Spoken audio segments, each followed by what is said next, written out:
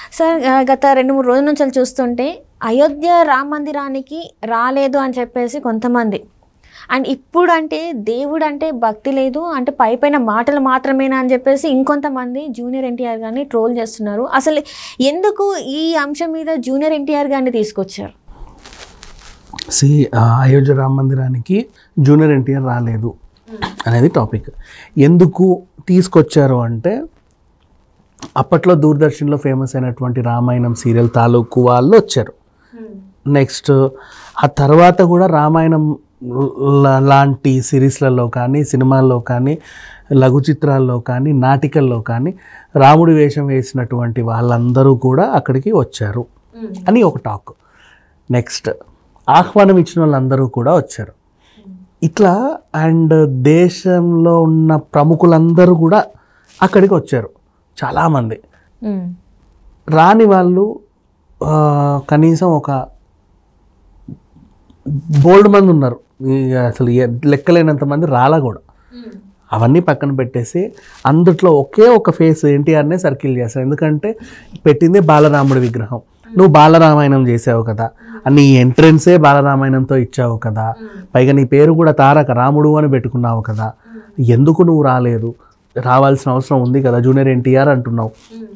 ఒకప్పుడు ఎన్టీఆర్ రాముడు వేషం వేసాడు, నువ్వు ఇప్పుడు జూనియర్ ఎన్టీఆర్ అంటున్నావు, బాలరామాయణం చేసావు, ఇన్ని చేసావు అన్ని చేసావు, మరి ఎందుకు రాలేదు నువ్వు? అంటే రాముడు అంటే నీకు ప్రేమ లేదా, చిన్న చూపా, అదా ఇదా ఇదా అదా అదా. ఆయన ప్రజెంట్ యాక్చువల్గా దేవర షూటింగ్లో ఉన్నాడు, రాలేకపోయాడు. ఇకపోతే రామసేతు అనే సినిమా తీసినటువంటి అక్షయ్ కుమార్ కూడా రాలా, ఎందుకంటే పాపం ఆయన టైగర్ ష్రాఫ్స్తో ఇంకేదో సినిమాల్లో బిజీగా ఉన్నాడు.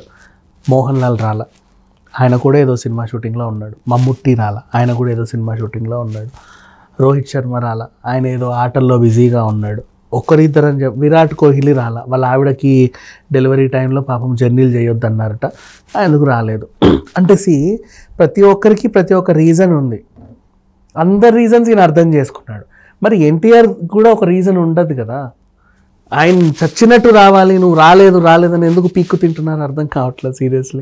అంటే జనాలు అంటే ఇది ప్రేమ, జనాలు చూపించే ప్రేమ అనుకోవాలా లేకపోతే కావాలని టార్గెట్ చేస్తున్నట్టు అనిపిస్తుంది కదా మనకి. అండ్ అవుట్ 100% కావాలనే టార్గెట్ చేశారు, చేస్తూనే ఉన్నారు, అది సంగతి. ఎందుకంటే రాని వాళ్ళ ప్రముఖులు బోల్డ్ ఎంతమంది ఉన్నారు. ఇప్పుడు ఫర్ ఎగ్జాంపుల్ అంబానీ వచ్చి వాళ్ళ ఆవిడతో సెల్ఫీ తీసుకొని హీ అని పెట్టాడు, అవునా? అట్లా టాటా వాళ్ళు ఎవరు పెట్టలా, మరి అదాని గ్రూప్ వాళ్ళు పెట్టలా. మరి వాళ్ళకి రాముడు అంటే ప్రేమ లేదా, మీరు దేశంలో మీరు ఇది కాదా అది కాదా అంటే ఎంతవరకు కరెక్ట్? అది చాలామంది రాలా.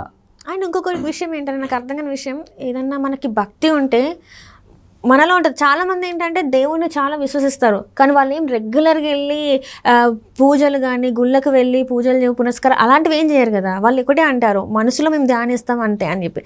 సో అలాంటి వాళ్ళని కూడా వీళ్ళు ఇప్పుడు నిందిస్తున్నట్టే కదా ఒక రకంగా. నిజంగా ఇప్పుడు ఆ ఈషా ఫౌండేషన్ ఒకటి ఉంది కోయంబత్తూర్లో, శివరాత్రికి అందరు సెలబ్రిటీలు అక్కడికి వెళ్ళాలి, అక్కడికి వెళ్ళి సెల్ఫీ తీసి పెట్టాలి. రాకపోతే శివుడు అంటే ప్రేమ లేదా, నీకు శివభక్తి లేదా, నీ శివరాత్రి జరుపుకోవా అని చెప్పేసి అంటారు.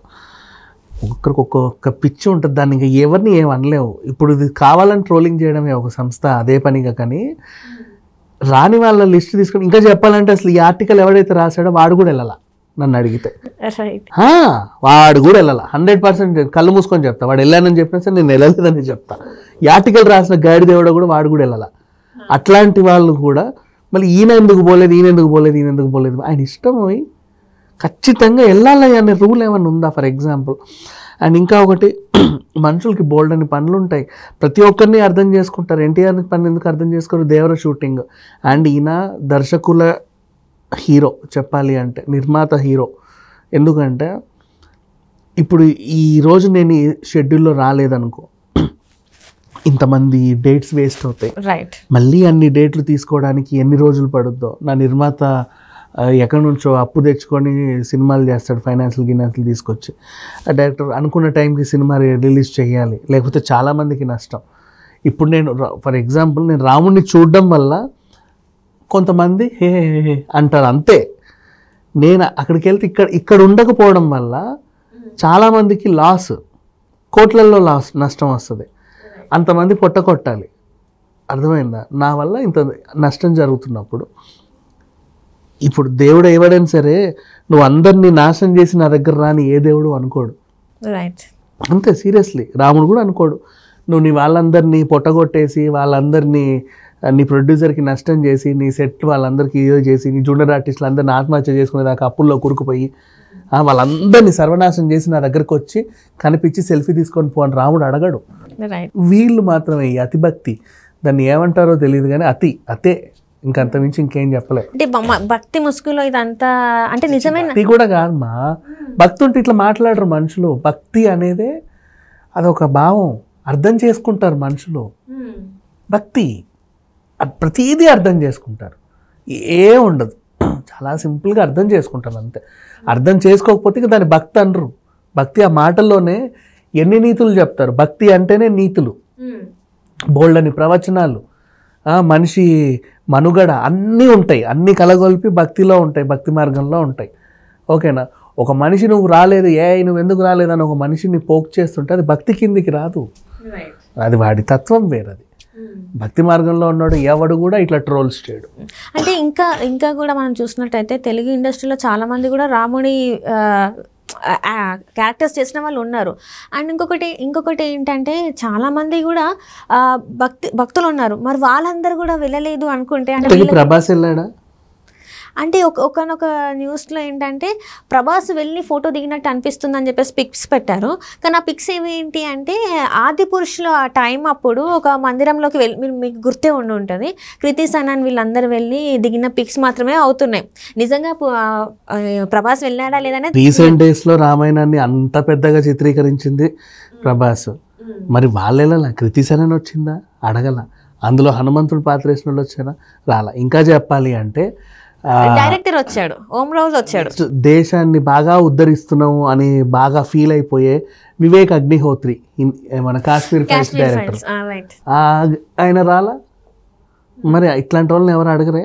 ఒక జూనియర్ ఎన్టీఆర్ ఎందుకు రాలేదు అంటే అసలు ఏంటి, అసలు అర్థం లేని వాదన ఇది. సీరియస్గా చెప్పాలంటే ఊరికే కోడిగుడ్డు మీద ఈకలు పీకడం.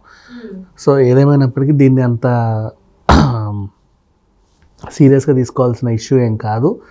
ఎన్టీఆర్ వచ్చినా రాకపోయినా ఆయనకు భక్తి ఉందా లేదా అనేది ఆయన పర్సనల్, అది ఎంత కాదన్నా ఆయన పర్సనల్. ఆయనలో చొచ్చుకొని పోయి నువ్వు అడగాల్సిన పనేం లేదు. ఆ RRRలో నువ్వు ఆ టోపీ పెట్టుకొని ముస్లిం క్యారెక్టర్ చేసావు కదా, మరి నువ్వు రంజాన్ ఎందుకు చేసుకోలేదు, రంజాన్కి ఉపవాసం ఎందుకు ఉండలేదు 30 రోజులు ఎట్లా ఉంటుంది? ఇది అంతే సింపుల్. నువ్వు ఆ క్యారెక్టర్ చేసినందుకు ఇక్కడికి రావాలి ఖచ్చితంగా అన్నావు కదా. మరి ఇప్పుడు ముస్లిమ్స్ కూడా గొడవ చేయాలి. నువ్వు RRRలో ముస్లిం గెటప్ వేసావు, ఈ రంజాన్కి నువ్వు రోజా ఉండు 30 రోజులు తినకు అంతే, లేకపోతే ఎందుకు చేసావు క్యారెక్టర్? అంటే ఎక్కడ కూడా రామ మందిరాన్ని ఎవరు కూడా భక్తితోనే చూడకుండా కొందరేమో రాజకీయ లబ్ధి కోసం వాడుతున్నట్టు, కొందరేమో ఇలా ఫేమస్ అవ్వడానికి వాడుతున్నట్టు అనిపిస్తుంది. ఇందులో అంటే వాస్తవం ఉందంటారా? ఇంకా చెప్పాలి అంటే సో కాల్డ్ చాలామంది విత్ పేర్లు చెప్తా. ఈ పవన్ కళ్యాణ్ అనే ఒక హీరో కమ్ రాజకీయ నాయకుడు, అంబానీ విత్ వాళ్ళ వైఫ్, ప్రముఖుల్లో ఈ ఇద్దరు పేర్లు చాలా మహా అయితే. రాముడు అక్కడున్నాడు కదా, నువ్వు రాముడిని చూడ్డానికి వచ్చావు కదా, రాముడి దగ్గరకు వచ్చి వీపు చూపించి సెల్ఫీలు దిగారిట్ట. రాముడు వీళ్ళ ఫోటోలో కనిపించాలి, నేను వచ్చానని అటెండెన్స్ ఉండాలి చాలు. రాముడిని చూడ్డానికి రాలా, నువ్వు అటెండెన్స్ ఇవ్వడానికి వచ్చావు. ఎన్టీఆర్ లాంటి వాళ్ళకి అవి అవసరంలా, అటెండెన్స్ ఇచ్చినా ఇవ్వకపోయినా వాళ్ళ భక్తి వాళ్ళ లోపల ఉంటుంది. వచ్చిన వాళ్ళందరూ అటెండెన్స్ ఇచ్చినట్టుగా ఇట్లా తిరిగి ఫోటోలు పెట్టారు.